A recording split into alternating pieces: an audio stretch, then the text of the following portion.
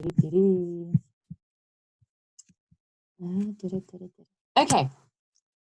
I'll give you a countdown. Are you ready? 5, 4, 3. Please don't record this. The countdown. 2, 1. Okay, here we go. Ladies and gentlemen, colleagues, friends, today I'm going to talk to you about a beautiful topic, emotional well-being.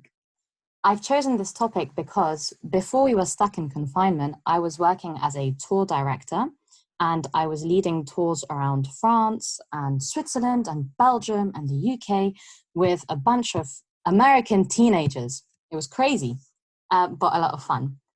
There was one thing, though, that did shock me, which was the amount of students that I had, who, by the way, were all under 18, who were all taking some sort of anxiety medication or antidepressants at such a young age.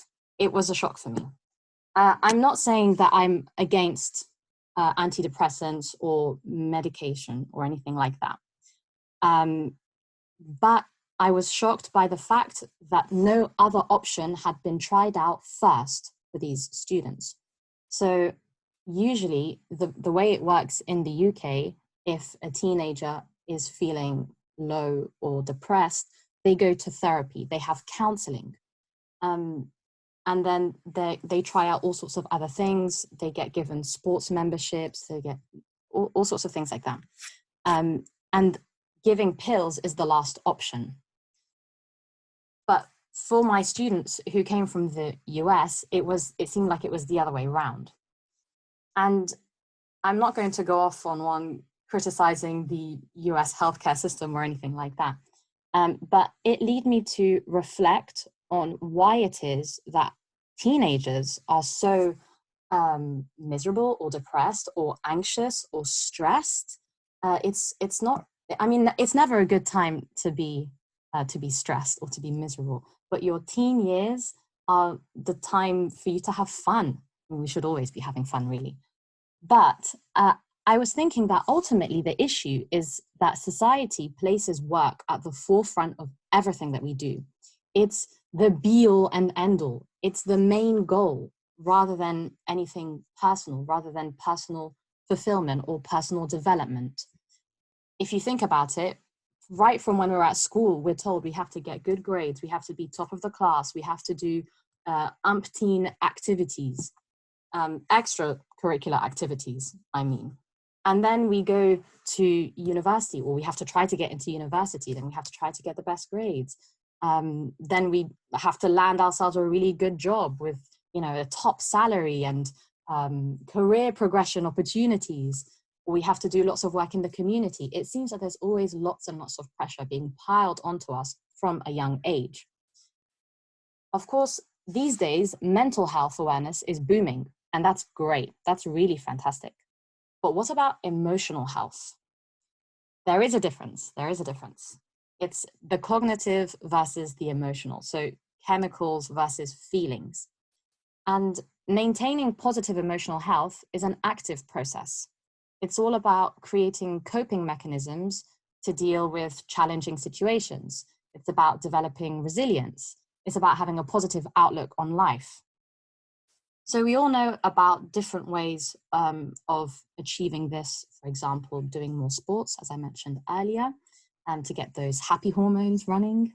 Going outside, okay, I know we can't do that at the moment. Going for walks in nature, that's really good. Taking breaks, having lunch, you know, not at your desk or not, you know, in your workplace, but changing your environment. Getting enough sleep, that's often an issue.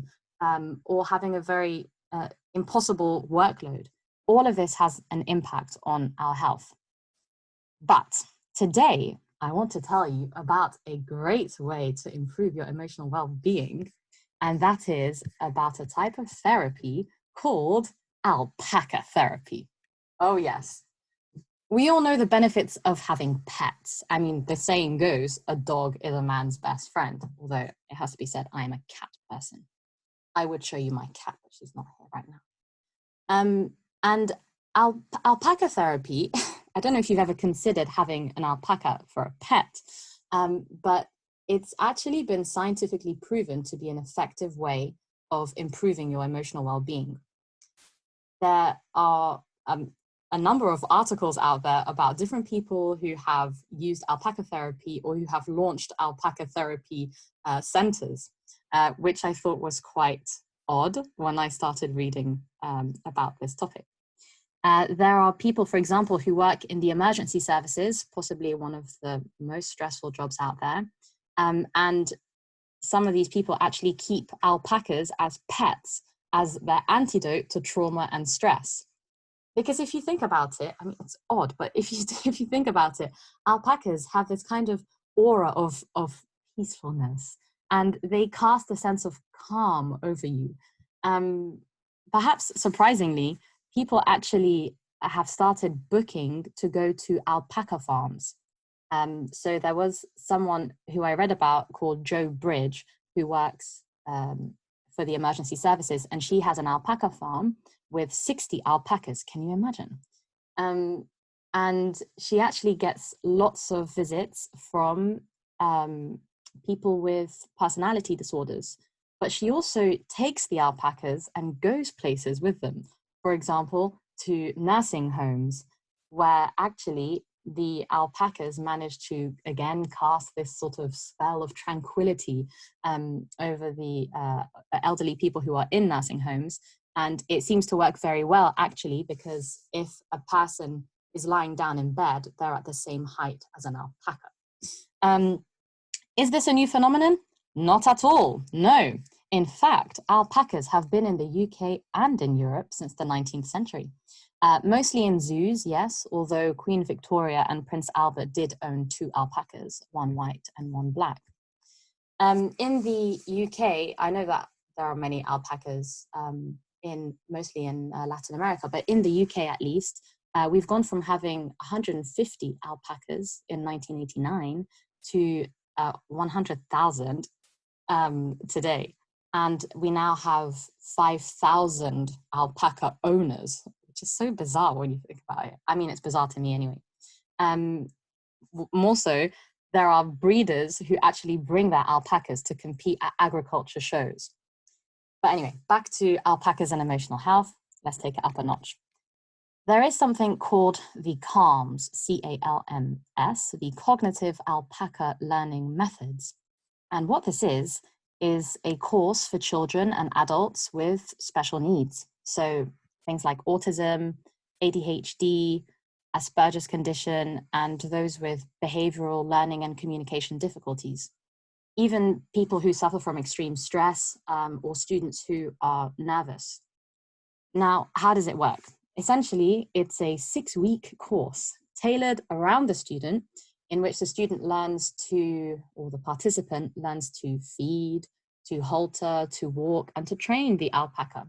And what happens is they absorb the quiet nature of the alpaca, and they start to live their life at the pace of an alpaca. So I don't know if you've ever looked at an alpaca before. I have. I used to live in Manchester, and there's a beautiful park called Heaton Park, where there's an animal farm and there are alpacas. And actually they kind of make me laugh. But if you were to pay attention, you would notice that there's a natural upward curve of their lips, and it resembles a smile, which in turn makes you smile. And then if you're allowed to pet the animal, then you'll feel they have a very soft fleece. They're very comical, they're very fun loving, and they're very kind. So I mean, I say they're kind, that it's just the absence of being mean. Like, they're not mean animals. And you're able to establish a bond with the alpaca. Did you know that this has been so successful that now hospices are using alpacas as their mascots? You can also see alpaca mascots in dentists to calm the nervous patients, but also in law firms and even retail outlets. So watch out for the rise of alpacas.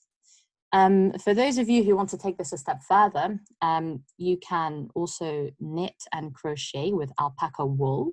It's very good for your emotional well-being because it's a repetitive task, knitting. You know, you're doing the same thing again and again, which induces an enhanced state of calm, akin to yoga. Anyway, if you would like to benefit from the contagious peacefulness of alpacas, then do go ahead and browse the websites that I can give you later on if you like.